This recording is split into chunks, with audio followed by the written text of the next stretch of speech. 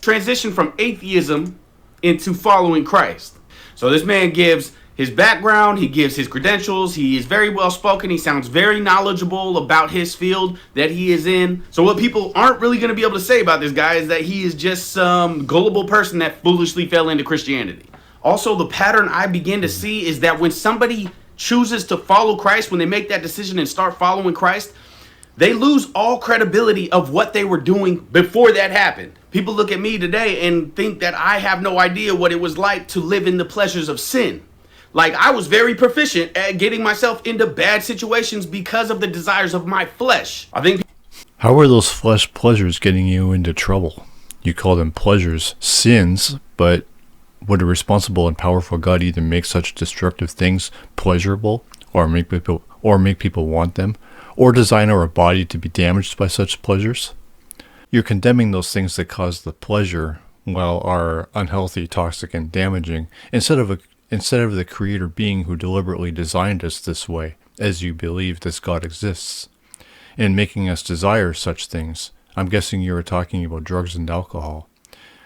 The psychological question is, why do you or still do want them, knowing they got you into trouble and also that they're bad for the body? Why do you insist on calling them sins?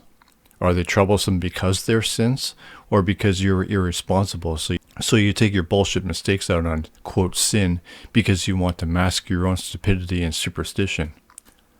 I agree about drugs being pleasurable, but also physically destructive, but Christianity is socially destructive. People look at me today and mistakenly believe that I just read the Bible and was like, yeah, that seems like a good way to live. I think I'm going to change my entire life and the entire way I grew up living. And it's a lot easier to explain that to somebody than they think. Because all you have to do is think about, what do you enjoy?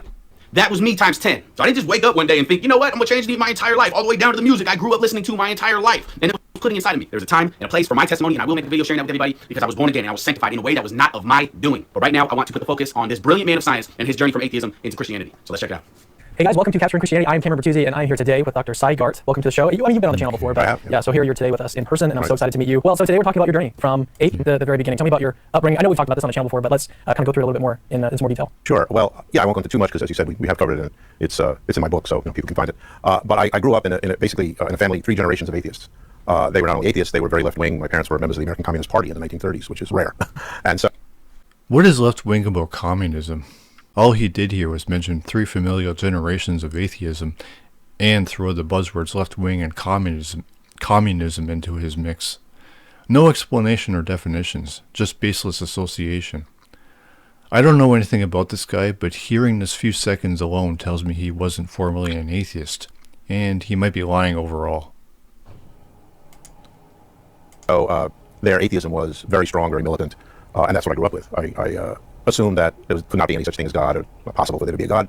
Totally materialistic. My father was a chemist, scientist, so that was the worldview I grew up in. And also the same worldview I had when I went to college, where I started studying chemistry, chip off the old block. And when you're a chemistry major, you also have to learn some physics. So I was learning things about quantum mechanics and things in physics that seemed a little strange to me, but I didn't really worry about it too much. And then eventually I decided I really wanted to study life, and rather than be a biologist, I wanted to study the chemistry of life. So I went to biochemistry, where I got my PhD. And what happened was that even in college, as a young man, I began to feel there was something missing in my life, and I later realized it was some sense of spirituality, which I think is very important for all people. But I found that, whatever that you want to call that, in science. Define spirituality and explain why it's important. I don't even understand how spirituality relates to science. First, I was thinking, well, the science is great because it gives you a real sense of purpose, a real sense of doing something good in the world, and it's true, so it's great. But there was one catch, which was that what I was learning in science didn't jive with the materialistic worldview, and I couldn't have said it that way. So that just discredits science? What? Because of your appeal to materialism? He again neglects to give a definition of materialism or an explanation of it as a worldview. By this logic, every scientist would become born again. Weird. I just felt it. For example, in graduate school, I learned about the process by which proteins are made in cells, and that's a very complex process that involves a tremendous amount of biomolecules interacting with each other, and the complexity is just incredible. And I remember feeling like a chill going down my spine. It was like, this is amazing. How did this get here? And it was something that I couldn't answer. Later, of course, like most biologists, I just came up with the answer, which is evolution. Evolution does everything. But when at that time, I kind of left things as it was and as they were, and I just started wondering about really whether science was really the only way to find any truth. And I pretty. So you're trying to find truth, assuming there is truth, while science is the study of physical matter, as your specific interest is life, which directed you to the biochemistry. You're also assuming something other than science exists to find that truth. Another problem is that you didn't explain what truth you want to know, while you previously explained you went into science because of your dad. Yeah, this story is very sketchy. You aren't making any fucking sense. And I rejected that, as many people have. I was not yet ready to believe in God, and that took a lot of other steps. It required me to kind of break down my resistance to the idea, which I was born with. And it's kind of hard. Why is, quote, God the only possible alternative? How can the God concept be an alternative conclusion as this being hasn't been proven to exist? As you yourself say, you don't know where this came from. To reject all of that, but eventually I did. And then were there any external factors that were helping to open you up yes, to God? Absolutely. I was brought to a church by a friend. And this was still when you were an atheist? Oh yeah, and I was, well, maybe by then I was a little agnostic. Okay. I wasn't really sure. So you got to the point of agnostic all on your own? That was all on my own, and that was due to the science I was learning. Because the science I was learning did not support a strict atheism. So you weren't even looking for truth, only God. You mentioned that you weren't ready to believe in God, while God shouldn't even be in the existential equation. Where did the idea of God even come from if your family tree is secular and communism but left-wing somehow, as you claim? You disagree? Okay. Why is, quote, God in the existential multiple choice? Why is there a multiple choice when it comes to life? I don't know, you're all over the place. Spirituality, materialism, whatever else you fucking say here. Your family tree, atheist generations, militant atheist, communist, left-wing. What the motherfuck? Atheism. It did not support strict materialism. Okay. And that comes from quantum theory, and it comes from the observer effect and all sorts of things in physics, but it also came from what I was learning in biochemistry and about how life works. Right. It just seemed that saying evolution explains everything in life was too glib. It was too...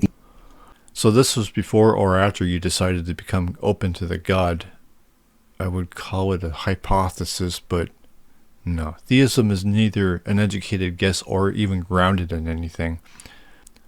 No skepticism toward that church, only science? Or because materialism and spirituality? It was all on your own, huh? Drawing an illogical conclusion while you claim to be a scientist. Maybe you actually were formerly an atheist. It was a scientist you were not. The process being, you went into science because of Dad, pinpointed biochemistry because you were interested in life, or as you claim to be, only to mention spirituality and God. Oh yeah, and materialism. This field dissatisfied you because it didn't support materialism, and then broke your rejection of theism down despite a family history of atheism, leftism, and somehow communism. Finally, a friend dragged you into his church. Okay there. Maybe you were adopted. Easy. It didn't seem to me to be enough. That's interesting because I've heard a lot of scientists, even like Peter Atkins, will say that God is like a lazy explanation. And you're saying that evolution is kind of like a lazy explanation. Well, at that time I would have said God was a lazy explanation too. I had no idea what the explanation was. I didn't. Too easy? What does that even mean? So Christianity is truth because / and evolution is false because it's too easy? Well, Christianity is truth because both evolution is too easy and declares evolution is also false because it's too easy. What? This assertion that evolution is too easy and his decision to become born again is just that ridiculous. I don't even know how to explain it, which is why I said because / and. A nonsensical formation of a sentence, but that's just how ridiculous this shit is. Okay, this is so stupid. Where is the complexity in Christianity, and how does that make it the truth of life?